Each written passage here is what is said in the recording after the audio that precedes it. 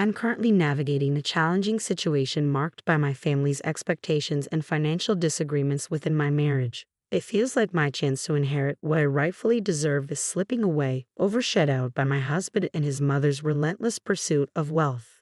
You might assume that inheriting from one's family would be straightforward, but for me, it feels like a distant dream.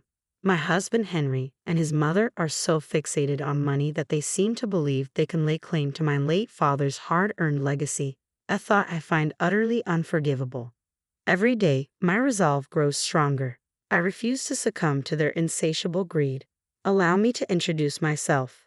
I'm Diana, a 40-year-old woman navigating a 14-year marriage while juggling family duties and a demanding job. My husband Henry, 42, works at a supermarket near the station where our paths first crossed during my university days. We started dating casually while I worked part-time at that same store, eventually marrying when I was 23. Our family now includes our son, Liam, who just embarked on his university journey this spring.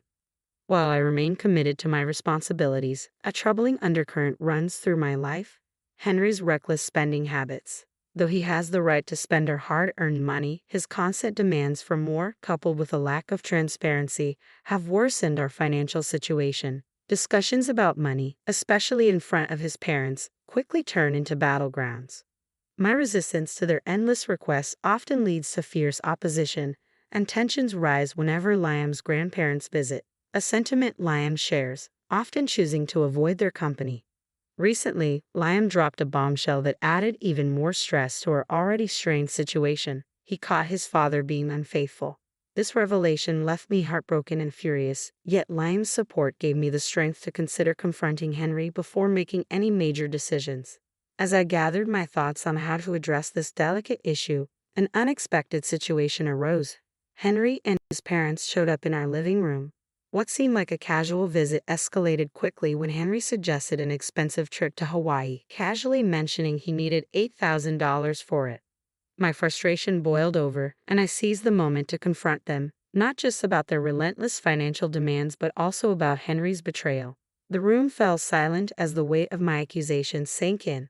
When I confronted Henry about his infidelity, he initially denied everything, questioning the need for proof and defending his innocence. I countered by stating that he had been seen entering a hotel with another woman. He attempted to discredit our son, the very witness of his betrayal, which made me hesitate. I didn't want to drag Liam into this messy confrontation. To my astonishment, my mother-in-law downplayed the seriousness of the infidelity, suggesting that such behavior is typical and should be overlooked. I was appalled that she, a woman herself, could dismiss such behavior so lightly. Despite the emotional turmoil, the conversation quickly shifted back to their financial request for the Hawaii trip, as if my husband's betrayal was merely a minor distraction. Frustrated with their ongoing financial disputes and the lack of moral sensitivity from Henry, I realized it was time to end our marriage. With a calm yet firm voice, I knew it was time to stand my ground. I declared that we were getting a divorce, and my husband reacted with an immediate threat. If we proceeded with the separation, he would claim my parents' mansion as part of the property division. Our argument escalated, but just then, my cell phone rang, interrupting the heated exchange. It was my uncle, my father's brother, calling with distressing news. My father had collapsed and was rushed to the hospital by ambulance. I quickly explained the urgent situation to my husband and his parents before hurrying to the hospital. Upon arrival, I felt a wave of relief when I learned that my father was stable, though his health was far from good. At 62, he had dedicated his life to our family business, working tirelessly to provide us with a comfortable life. The sudden news of his health crisis shook me to my core, making me acutely aware of his irreplaceable role in my life. A few days later, my father regained consciousness, easing some of my immediate worries during a visit with my son Liam. We shared a bittersweet moment filled with relief and concern. However, a subsequent call from the doctor confirmed the severity of my father's condition, exacerbated by years of overwork. Tragically, he passed away not long after, and I found myself engulfed in grief. Throughout this challenging time, Liam remained my steadfast source of support. As an only child, I took on the responsibility of organizing the funeral, a task made even more difficult by my husband's indifference. At the funeral, my in-laws attended but offered nothing but superficial expressions of admiration for the family home, displaying a tasteless curiosity about its value. After the memorial service, as I struggled to come to terms with my father's passing, my in-laws paid us an unexpected visit. Sadly, their attention was more focused on the material aspects of our lives, with my mother-in-law particularly fixated on the grandeur of the house.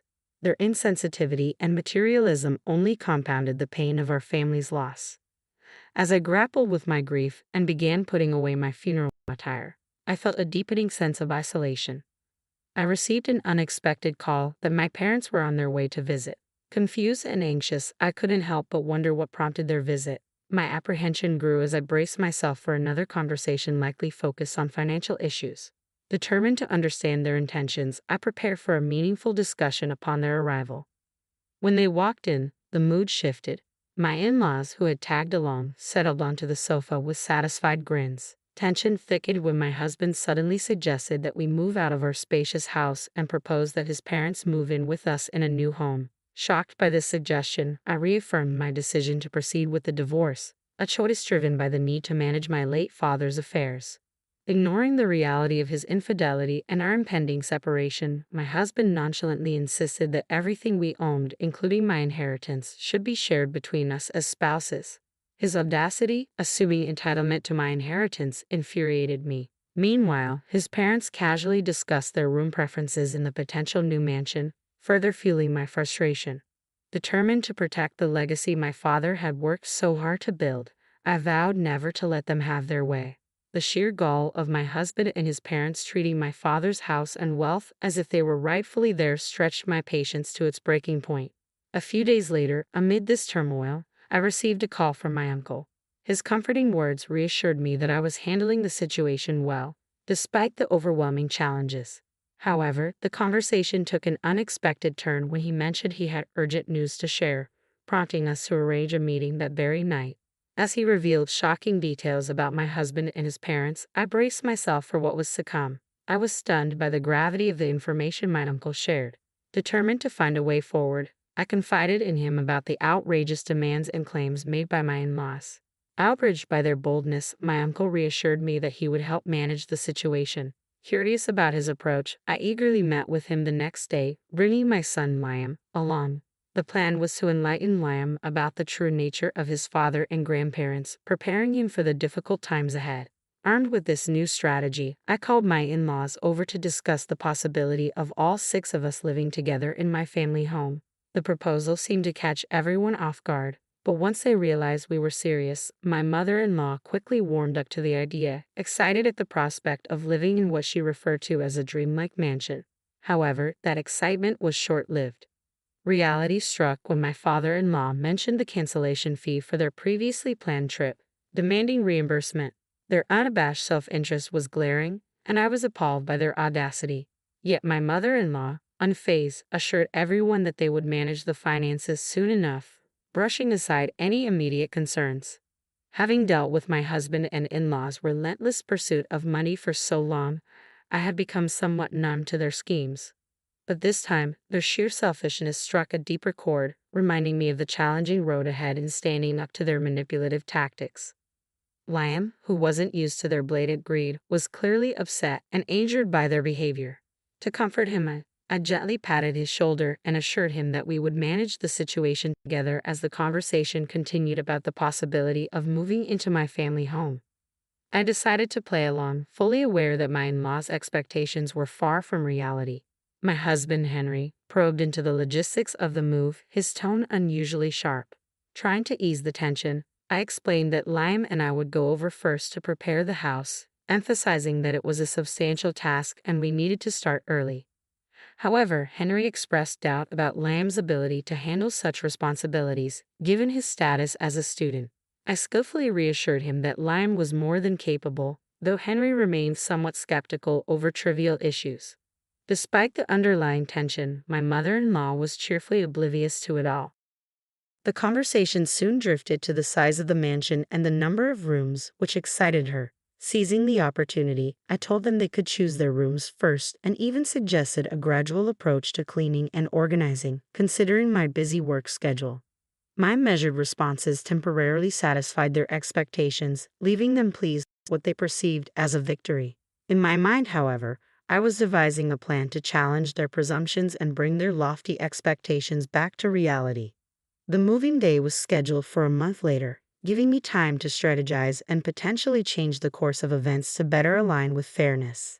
As the decisive day approached, I felt a mix of anticipation and determination. Liam and I stood at the front entrance, ready to meet them, ignoring Henry's attempts at humor. I noticed the sparkles of excitement in my in-laws' eyes, completely oblivious to the fact that their illusions were about to be shattered. When the gates swung open, my uncle, my father's brother, stepped out of the house. His presence was silent yet imposing as he confronted my husband and in-laws, leaving them puzzled. It was clear that Henry barely remembered my uncle from the funeral. My uncle asserted his ownership of the house and clarified the details of the inheritance distribution. The shock on my husband and in-laws' faces evident as they processed the gravity of their misunderstanding. Despite my uncle's assertive explanations, Henry tried to maintain his composure, seemingly attempting to gloss over the confrontation. However, the tension escalated when Liam stepped in, accusing his father of infidelity. This revelation left Henry visibly shaken, unable to deny the truth of being seen entering the hotel with another woman. The suspicion I had harbored was now confirmed, and when confronted, my husband adamantly denied the accusations, refusing to admit to any wrongdoing. Liam, distressed by his father's actions and their impact on our family, urged Henry to leave our lives for good. Despite this emotional plea, my in-laws remained fixated on financial matters, insisting on a formal division of property. The relentless pursuit of financial gains starkly contrasted with the emotional turmoil we were experiencing, highlighting their indifference to the pain they were causing. I was left utterly astonished when my in-laws announced that they had given up their apartment and quit their jobs to indulge in a leisurely life at what they assumed would be the family mansion. Even more shocking was their revelation that both my husband and father-in-law had resigned from their jobs, planning to rely solely on what they believed would be their share of my father's inheritance.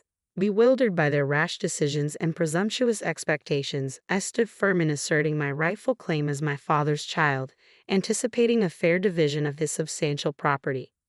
Fortunately, my uncle, who was also a lawyer, stepped in to manage the legal aspects of the situation. He revealed that my husband's infidelity was backed by solid evidence gathered from a month-long investigation. This disclosure stunned my husband and his parents, finally making them realize the gravity of their miscalculations. With my uncle's guidance, I informed them that any further discussions would need to be handled legally and demanded that they never contact me again. Despite a brief hostile look from Henry, they left without further incident. I expressed deep gratitude to my uncle for his crucial support. Following the legal proceedings, Liam and I moved into the family home, fulfilling the wishes of my father and grandfather. I felt a profound sense of gratitude for the opportunity to live in a house filled with cherished memories.